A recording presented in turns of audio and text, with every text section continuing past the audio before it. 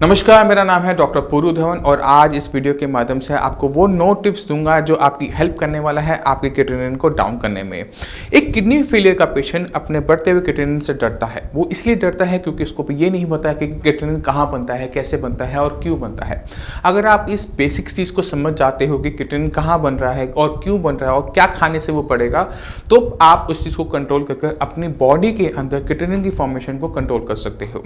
अब समझने की वाली बात है कि अगर किसी एक शरीर के अंदर क्रिएटिनिन इकट्ठा हो रहा है और अगर हम उसे घटाना है, सिर्फ हमारे पास 2 तरीके होते हैं।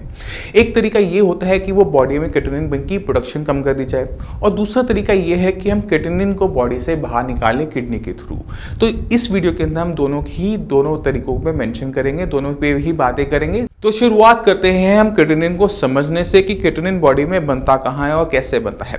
ये जो क्रिएटिनिन है ये मसल्स में बनने वाला वेस्ट मटेरियल है और प्रोटीन का बना हुआ होता है। तो अगर एक किडनी फेलियर का पेशेंट अपनी डाइट के अंदर प्रोटीन की अमाउंट ज़्यादा लेता है, जैसे वो दालों का कंजम्पशन ज़्यादा करता है, दूध की बनी हुई आइटम ज़्यादा लेता है या फिर प्रोटीन का इंटेक नॉनवेज के फॉर्म में ज़्यादा करता है, तो ऐसे पेशेंट के अंदर मसल्स के अंदर क्रिएटिनिन की प्रोडक्शन बढ़ जाती है और रिजल्ट क्या होता है कि वो रिजल्ट आपको आपकी KFT रिपोर्ट में देखना शुरू हो जाता है कि आपका क्रिएटिनिन बढ़ने लग गया।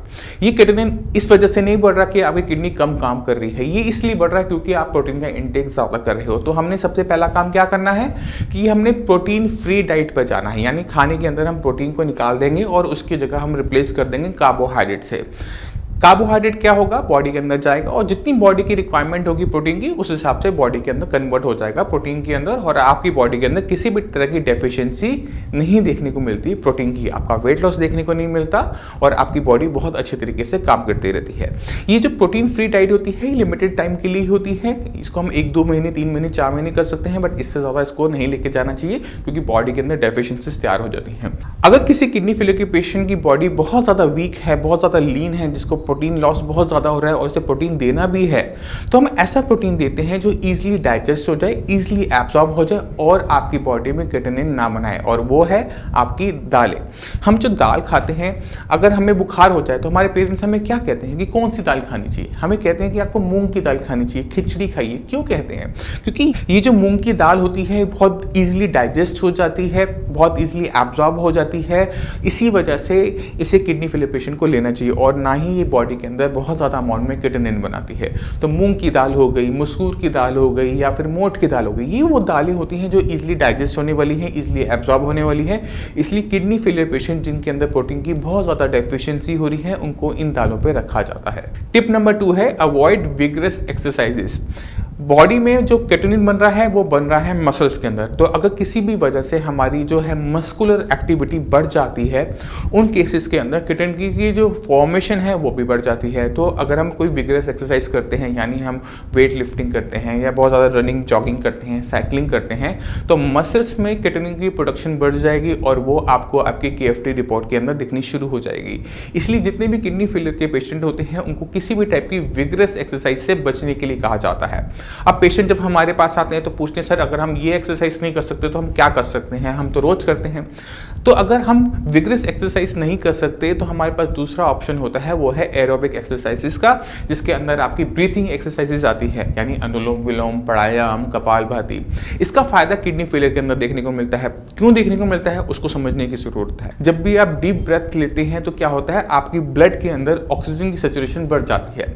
नॉर्मली अगर आप ये वीडियो देख रहे हैं तो 98% के आसपास होगी, मगर जब आप डीप ब्रीथिंग करेंगे तो वो टच कर जाएगी 100%। ये जो 2% का इंक्रीज होता है ऑक्सीजन का ब्लड के अंदर, वो हेल्प करता है आपकी बॉडी के अंदर वेस्ट मटेरियल को बर्न डाउन करने में। तो हमने जो एक्सरसाइज करनी है वो करनी है डीप ब्रीथिंग एक्सरसाइज, अनुलोम विलोम, प्राणायाम, कपालभाति जैसी, या फिर अगर हमें मस्कुलर कोई एक्टिविटी करनी भी है तो उसके अंदर हम करते हैं योगा। क्योंकि योगा जब भी आप करेंगे तो डीप ब्रेथ लेंगे और आपकी जितनी मसल्स हैं वो सारी स्ट्रेच हो जाएंगी, मगर बॉडी के अंदर क्रिएटिनिन की फॉर्मेशन को नहीं बढ़ाएंगी। तो इस चीज़ का आपने बहुत अच्छे तरीके से ध्यान रखना है। अब चलते हैं टिप नंबर 3 और वो है अवॉइड फीवर।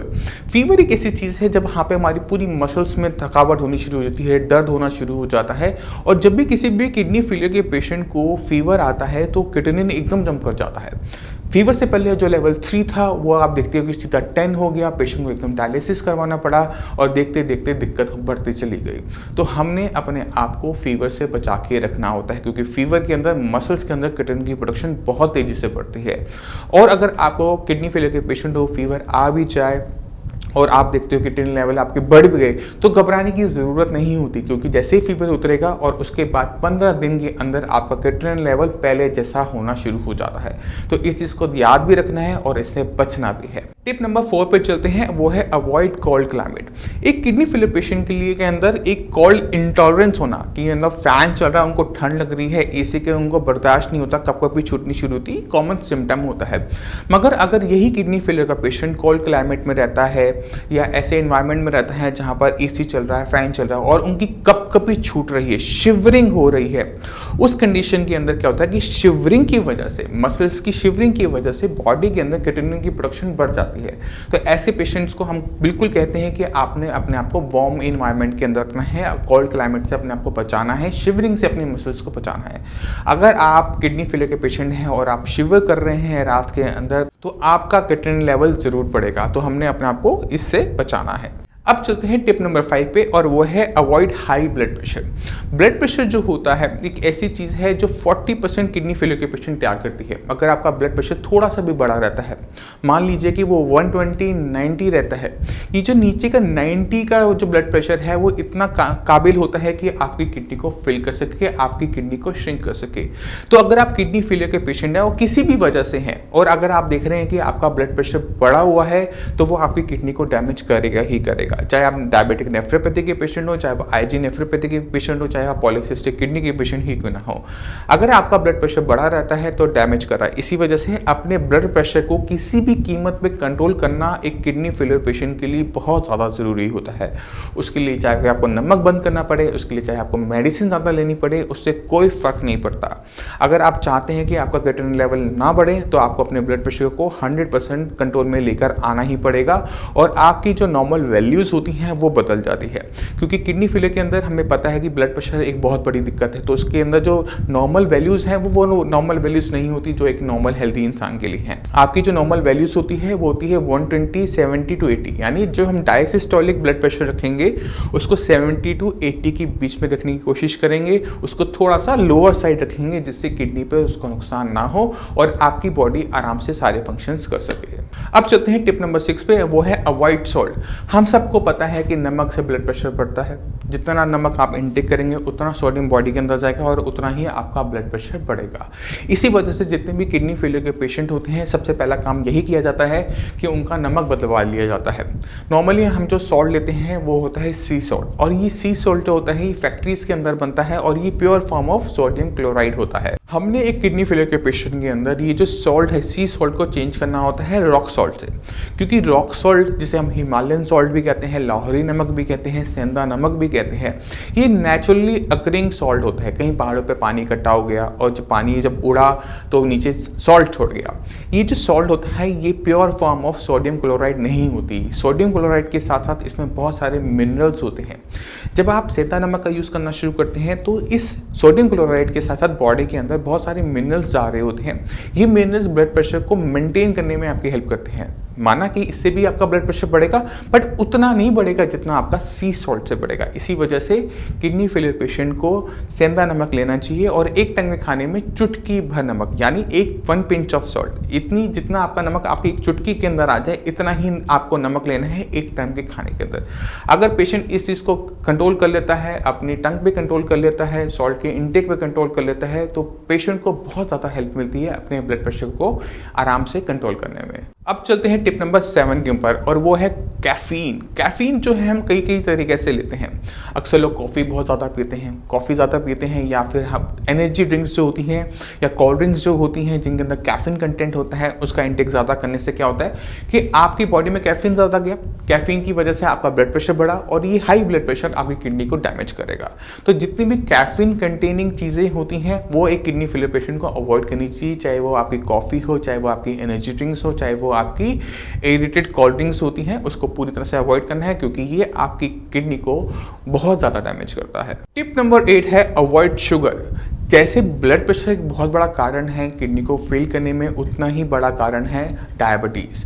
और जिन पेशेंट के अंदर डायबिटीज़ है और वो शुगर का इंटेक ज़्यादा करते हैं तो उनका शुगर लेवल बढ़ना एक लाजमी चीज़ है। और ये हाई ब्लड जो शुगर लेवल है आपकी किडनी को डैमेज करेगा। क्यों करेगा, इसको समझने की ज़रूरत है। जब भी हमारी जो शुगर लेवल है वो 180 को क्रॉस करता है तो किडनी एक अलग तरीके से काम करना शुरू करती है। वो काम करना शुरू करती है एज ए प्रेशर कुकर।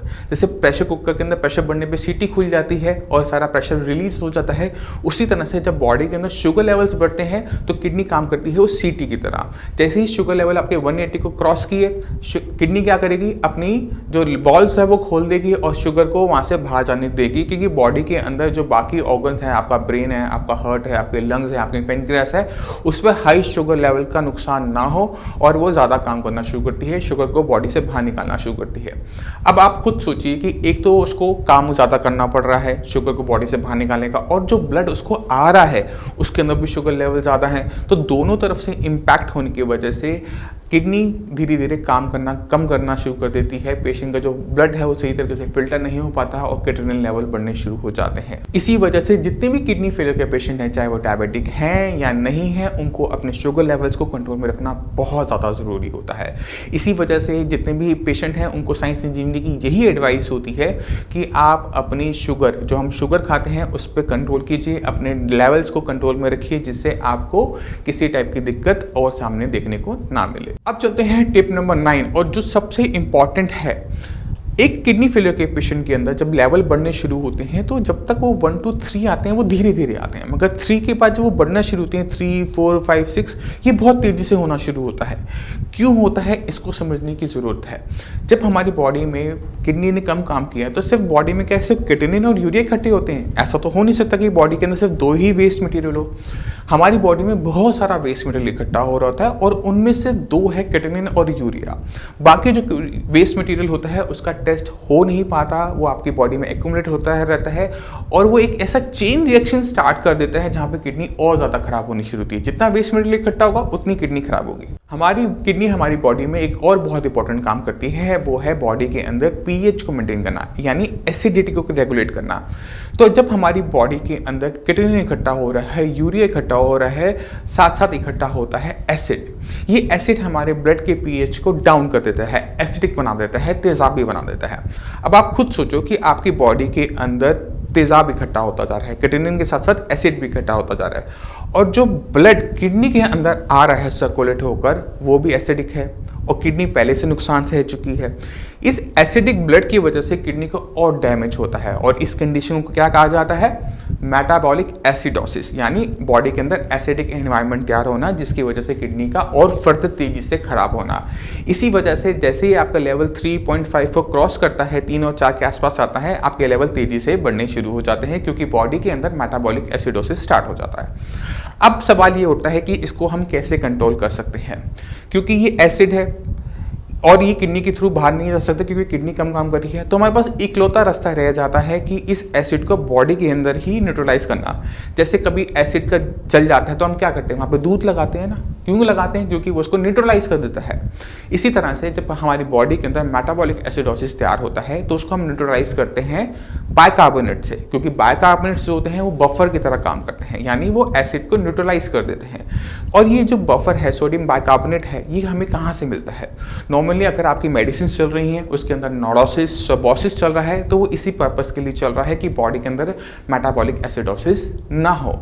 और जिन पेशेंट की मेडिसिन के अंदर सोडियम बाइकार्बोनेट नहीं चल रहा, उनको चलाने की ज़रूरत होती है। हो सकता है आपके लेवल कम हो सकता है डॉक्टर्स ने अभी आपके लिए ज़रूरी ना समझाओ, मगर आपके लिए कम अमाउंट के अंदर सोडियम बाइकार्बोनेट की टैबलेट्स लेना या बेकिंग सोडा लेना बहुत ज़्यादा ज़रूरी है। और जो पेशेंट इंडिया से बाहर रहते हैं, जो साइंस इंजीनियरिंग के पेशेंट हैं और उनको बिना प्रिस्क्रिप्शन के वहाँ मेडिसिन नहीं मिल पाती, वो क्या कर सकते हैं, वो मार्केट से बेकिंग सोडा परचेज कर सकते हैं। अगर आपके लेवल 3.5 से कम है तो आपने क्या करना है, आधा ग्राम बेकिंग सोडा दिन में 3 बार लेना है पानी की ग्लास के अंदर। और अगर आपके लेवल्स 3.5 से ज़्यादा है, 4 से अबव है, तो आप 1 ग्राम ऑफ बेकिंग सोडा लेंगे दिन में 3 बार। इससे क्या होगा कि आप बेकिंग सोडा की अमाउंट लेने से सोडियम बाइकार्बोनेट बॉडी में जाता रहेगा और आपकी बॉडी के अंदर मेटाबॉलिक एसिडोसिस नहीं हो पाएगा, आपके लेवल बहुत तेज़ी से नहीं बढ़ेंगे। तो ये छोटी छोटी टिप्स हैं जिनको कर कर पेशेंट अपनी किडनी को बचा सकता है, अपने क्रिएटिनिन लेवल को बहुत आराम से कंट्रोल कर सकता है। तो मैं उम्मीद करता हूँ इन टिप्स को आप फॉलो करोगे, इन चीज़ों से आप बच के रहोगे, जिससे आपकी किडनी को नुकसान ना हो, अगर हो चुका है तो वो और आगे ना बढ़े। मैं उम्मीद करता हूँ इस वीडियो से आप काफ़ी कुछ समझ गए किडनी के बारे में, क्रिएटिनिन के बारे में। फिर भी आपके माइंड में कोई भी डाउट हो, कुछ भी पूछना चाहते हो, तो नीचे दिए हुए नंबर पर कॉल कर साइंस संजीवनी के डॉक्टर से आप फ्री ऑफ कॉस्ट कंसल्टेशन ले सकते हो। आप अपॉइंटमेंट लेके मुझसे भी आकर मिल सकते हो। अब इसी के साथ आप सभी से मैं चलने की आगे चाहूँगा। मिलते हैं अगली वीडियो में, तब तक के लिए धन्यवाद।